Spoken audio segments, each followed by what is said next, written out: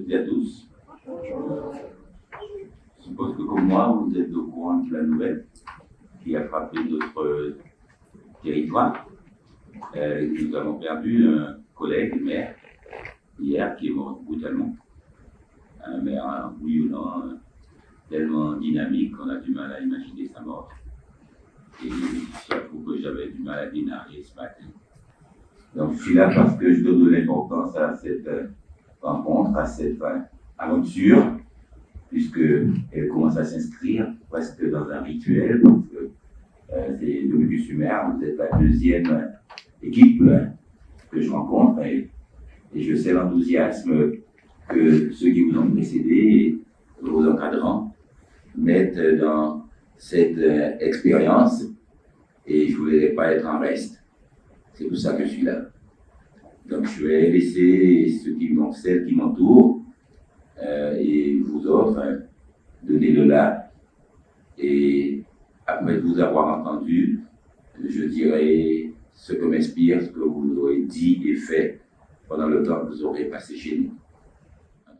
Alors bonjour à tous, merci pour ces mots d'introduction et cette émotion qu'on sent et qu'on partage. On va partager un peu le travail des étudiants, le travail d'apprentissage et qui a été fait avec beaucoup de passion, beaucoup de sincérité de la part des étudiants, beaucoup d'engagement. Ils sont allés des fois au-delà de leur zone de confort pour essayer de comprendre cette ville et ils vont vous présenter ce travail. Alors juste pour, en quelques mots, effectivement on est sur un travail partenarial, on a déjà eu une première édition, nous avait permis d'explorer le territoire par le projet et que nous avions souhaité approfondir une intuition qu'avait eue une équipe d'étudiants, qui était de dire que le territoire de l'entrée sud-est, c'est-à-dire la partie du littoral de Pointe-à-Pitre, qui est peut-être la moins définie, aussi la plus contrainte et parfois la plus difficile, était vraiment pour la commune un territoire à enjeu, avec une grande capacité de renouvellement et un territoire qui est capable potentiellement de contribuer au changement d'image de la ville que vous appelez de vos voeux.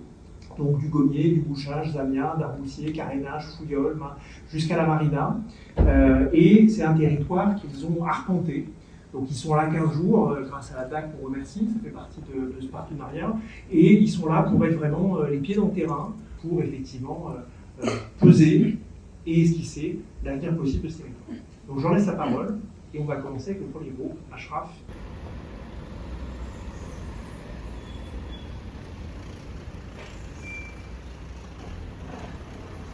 Le quartier qui se localise derrière la place de la Victoire. C'est un quartier qui partage certaines caractéristiques avec le centre-ville historique, mais ça reste un quartier qui a sa propre topographie.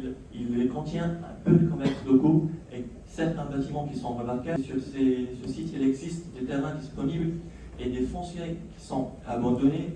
On remarque très bien la porosité sur les sites. Nos intentions sont de créer un lien entre le centre de ville et les environs, tout en reliant des impasses qui existent toujours sur site.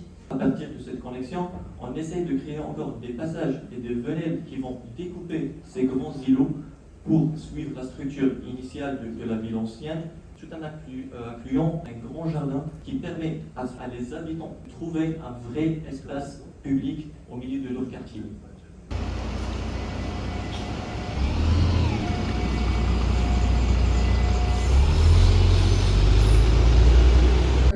Une partie de la ville qui semble être négligée, qui est dépourvue d'une identité. On retrouve dans cet espace de nombreux immeubles et maisons pointoirs qui sont soit abandonnés, soit détruites, et on retrouve de nombreux lieux marquants. On s'est également rendu compte que le littoral était peu accessible à pied et n'était pas assez mis en valeur.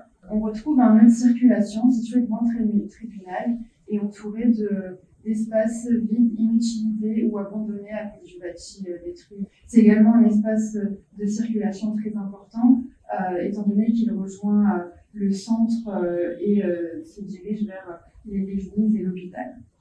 Nous avons donc 4 enjeux: dénouer le nœud de réseau, mettre en valeur le littoral, construire et restaurer, et donner une identité au quartier. En considérant l'enjeu de mobilité, l'objectif est de dénouer le nœud, d'éclaircir le croisement des réseaux, d'étendre le quadrillage de circulation déjà existant et de créer un grand espace vert public tourné vers la mer.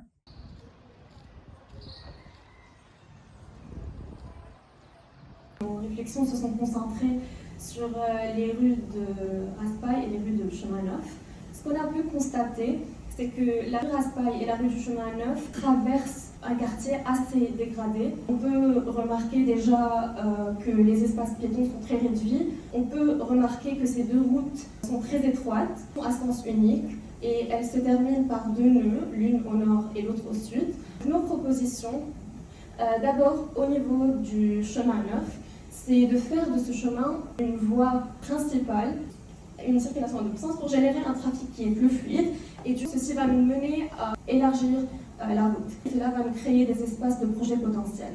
Pour passer à la rue Raspail, là on a voulu instaurer plutôt une mobilité douce, un aménagement piéton et vélo. Elle pourra aussi accueillir des bus pour faciliter la mobilité des transports communs.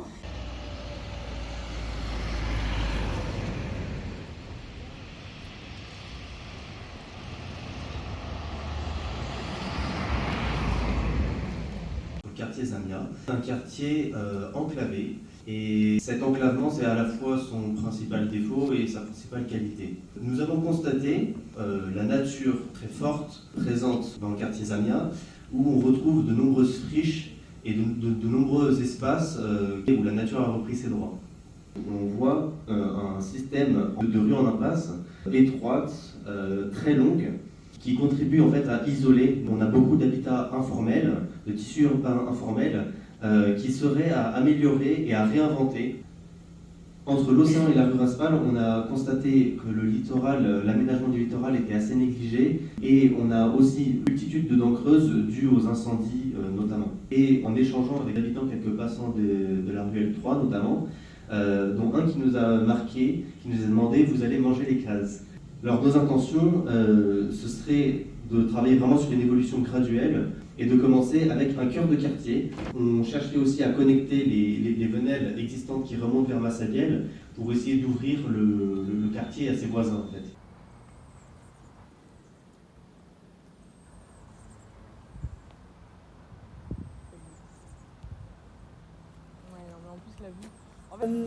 Nous nous sommes concentrés sur l'analyse du morne mémoire et de sa toile. Ici, nous sommes face à trois espaces paysagers déliés, le morne oublié, le poumon culturel et paysager mais isolé qui représente le Memorial Act, et enfin l'esplanade fantôme comme plage désirée, comme manquant dans le paysage. Nous avons relevé un grand paysage structurant. Tout ça nous donne envie de redonner une importance capitale à cet espace, notamment à travers la restauration de la mémoire d'Arboutier, notamment à travers des continuités vertes et un paysage intérieur qui serait structurant et retravaillé.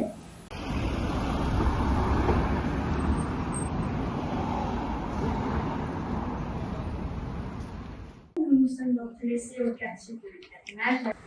Premier constat, on a la rupture du paysage entre le littoral et le morne. Constat numéro 2, c'est l'absence de la mobilité douce dans ce quartier. Troisième constat, c'est qu'est-ce que carénage sans ces caréneurs. On va essayer d'affirmer leur position et leur implantation dans le quartier. Quatrième et dernier constat, c'est la privatisation du littoral. En effet, on a vu que le rapport à l'eau n'était pas du tout exploité. Notre réponse, c'est libérer le quai au profit de l'espace public. Notre propos global s'appuie sur une volonté d'une attractivité nouvelle sur le quai, mais aussi une volonté d'affirmer son identité qui est carénage au carénage.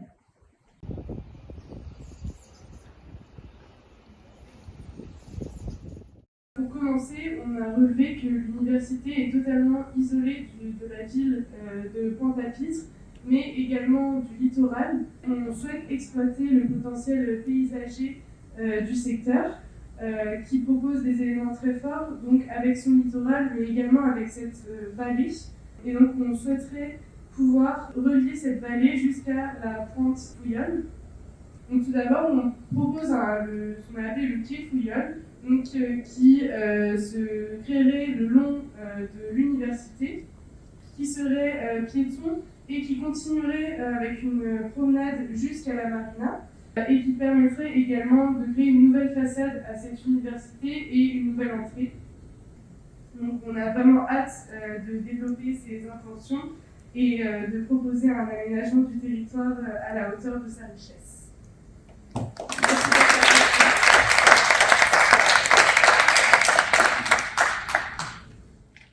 Même pour moi qui ne suis pas un technicien, moi, bien au contraire, il me semble que vous avez écrit une vraie symphonie.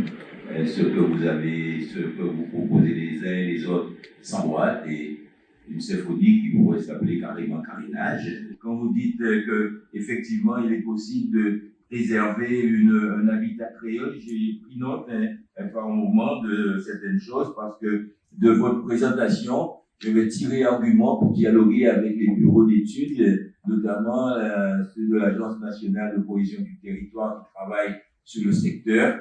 Donc maintenant, j'aurais plus peur d'exprimer mes attentes, parce que je sais que il y a des architectes ou des élèves architectes qui trouvent juste ce que moi je pense. En tout cas, vous me permettez de trouver de la rationalité dans mes rêves, puisque des fois on se tait, on ne dit pas, parce qu'on dit qu'ils vont me rire au nez si je dis ça, et ça va paraître impossible. Mais aujourd'hui, je pense que tout ce qui est dans ma tête aujourd'hui est possible, parce que des élèves architectes l'ont décrit. Mais avec tout ce que vous dites là, ça aussi participe à me donner l'envie de continuer, et dans un jour de deuil, vous écoutez, m'a donné espoir, et je disais à ma directrice de cabinet que j'étais un peu sonné parce que j'avais pas beaucoup dormi hier soir, et vous voyez que la pêche que je retrouve à vous avoir écouté, mais vous guérissez mon cœur, vous guérissez ma peine, et vraiment, vous me donnez beaucoup d'espoir, et